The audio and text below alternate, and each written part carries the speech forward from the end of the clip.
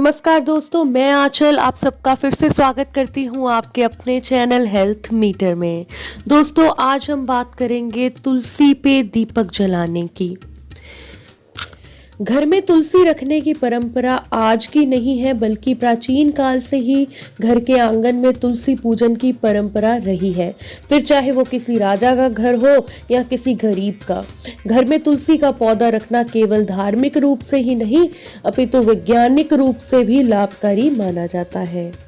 शास्त्रों में तुलसी को पूजनीय, पवित्र और लक्ष्मी माता का स्वरूप माना जाता है, इसलिए घर में तुलसी का होना अनिवार्य होता है।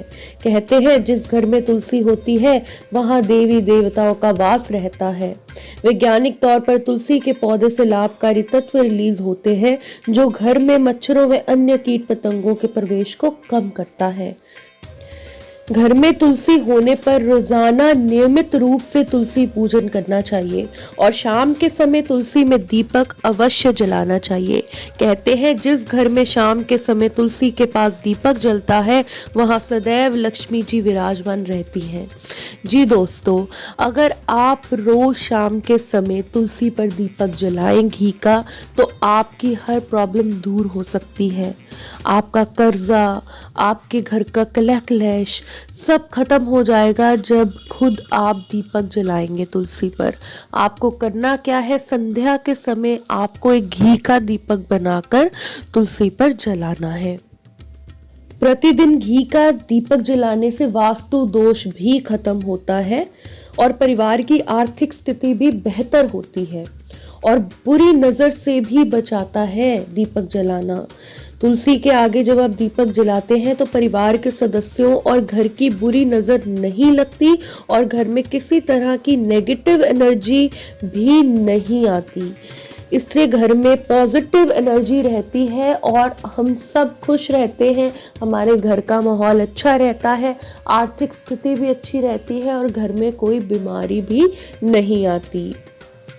दोस्तों, तुलसी की कई बातों का ध्यान रखना पड़ता है कि अगर घर में लगा हुआ तुलसी का पौधा सूख जाए तो उसे किसी नदी या बहते पानी में प्रवाहित कर दें, क्योंकि घर में सूखा पौधा रखना अशुभ माना जाता है। इसलिए कभी भी अपने घर पर सूखी तुलसी को नहीं रखें। तुलसी का ध्यान रखें और अच्छे से उसे पानी डालें ताकि वो सूखे नहीं, क्योंकि सूखी हुई तुलसी अशुभ मानी जाती है।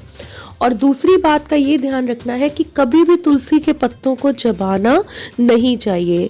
किसी प्रसाद या खाने पीने की चीज में तुलसी का सेवन करते समय इस बात का जरूर ध्यान रखें कि उसको चबाएं नहीं, उसको निगल जाएं। इस तरह तुलसी का सेवन करने से कई रोगों में लाभ मिलता है, क्योंकि इसमें पारा धातु के कई तत्व होते हैं जिन्हें चबाने से दांतों को नुकसान हो सकता है।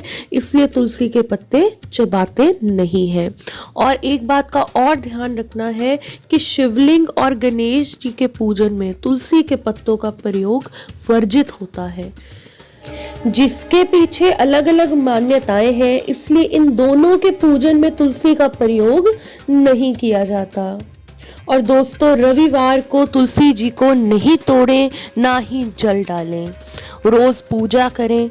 जब भी तुलसी जी के पत्ते तोड़ें पहले ताली बजाएं, फिर क्षमा मांगें और फिर तोड़ें। कभी तुलसी जी के पौधे को सूखने ना दें। जो भी भोग आप देवी देवताओं के निकालते हैं उनमें तुलसी दल जरूर डालें। गणेश जी और शिवजी जी की पूजा में तुलसी काम में नहीं लें। हमारे सनातन धर्म में तुलसी का पौधा देवी लक्ष्मी के तुल्य है। यह विष्णु के ही एक रूप भगवान शालिग्राम की पत्नी है। अगर हम तुलसी के आगे रोज एक नियम बना लें कि दीपक जलाना ही जलाना है घी का, तो उस घर में सौभाग्य और अन्न धन की कभी कमी नहीं आती।